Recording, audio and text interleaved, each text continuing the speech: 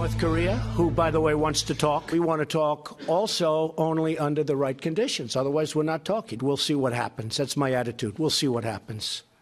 But something has to be done. President Trump giving North Korea an ultimatum of ending its nuclear program before any talks between the U.S. and the rogue nation happen. At the very least, put them on the table.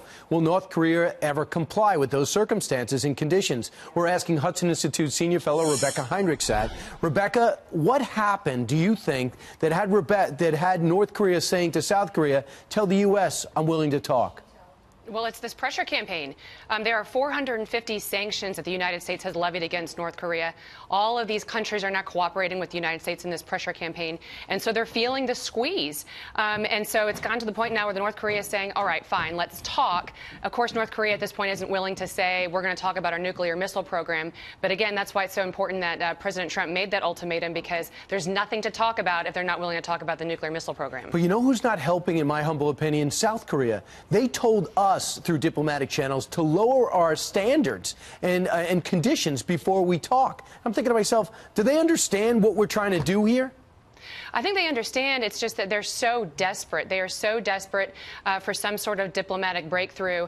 But they need to really seal their resolve, let the United States lead on this, because South Korea is not going to solve the problem. Nobody's going to solve the problem. It's got to be between the United States and North Korea. And the only thing we care about for our national security is that nuclear missile program. And because the North Koreans have now successfully demonstrated an intercontinental ballistic missile that can carry a nuclear warhead to the United States, that is what the Trump administration is rightly focused on. Right. And now we'll talk about the next phase, which would be additional sanctions, the tightest ever, but not as tight as they could be, because more Chinese companies could be sanctioned.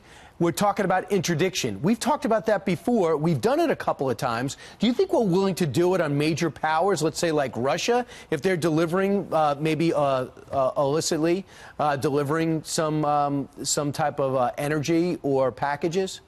I think if we're going to avoid war, we have to be willing to do everything short of that, and it absolutely includes interdiction. I think it does include sanctioning, secondary sanctions, going after Chinese banks, the big bad actors that are continuing to enable North Korea. A lot of that is stopped, but some of it is still going on, and so we do need China's cooperation. China doesn't want war in the North Korean, in North Korea, and we also, I do think, have to be willing to implement a naval blockade before we actually go to, the worst option, but might be the last option, and that is war. You know what scares South Korea, I believe, and people in the region, is our bloody nose option. But the fact is, there is a plan on the table to do just that. How valuable is that in getting these talks to be productive, if indeed they happen? Well, I don't think that North Korea would be willing to talk at all if it wasn't feeling the squeeze and if it didn't believe that the United States had a credible military option in its back pocket. So I think it's crucial.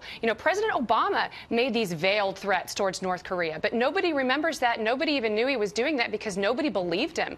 So I think the fact that President Trump, given his personality, I think that really it's really having the effect of convincing North Korea that talks might be its best option, and it's going to have to put its nuclear weapons on the table. I keep going back to the conversation President Obama, President-elect Trump had when he said, "Oh, your number one priority